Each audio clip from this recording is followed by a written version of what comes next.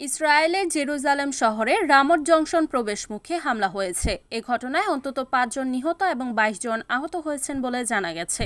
স্থানীয় সময় সোমবার এ হামলা হয় বলে জানিয়েছে জরুরি সেবা সংস্থা মাগেন ডেভিড আদম। এমডিএ জানিয়েছে, বন্দুকধারীরা ৬২ নম্বর বাসে উঠে যাত্রীদের ওপর গুলি চালাতে শুরু করে। পরে হামলায় জড়িত ২ জনকে নিষ্ক্রিয় করা হয়। এ ঘটনার পর জেরুজালেমের ভেতরে এবং বাইরের সব প্রবেশ ও বেরোনোর পথ বন্ধ করে দেয়া হয়েছে। এমডিএ প্যারামেডিক নাদাফ তাইব বলেন, আমরা গুলিবিদ্ধ হওয়ার খবর শোনার সঙ্গে সঙ্গেই ঘটনাস্থলে পৌঁছেছি। আমরা যখন পৌঁছাই তখন আমরা রাস্তার পাশে এবং বাস স্টপের কাছে ফুটপাতে অচেতন অবস্থায় মানুষ পড়ে থাকতে দেখেছি।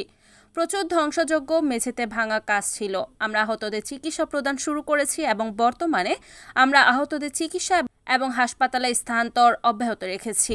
ইউনাইটেড হাতজালা মেডিকেল টিম ঘটনাস্থলে বেশ কয়েকজন আহতকে প্রাথমিক চিকিৎসা সহায়তাও প্রদান করছে।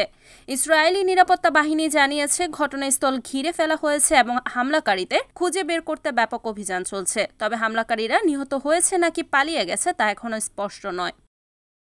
Desk news, NN TV.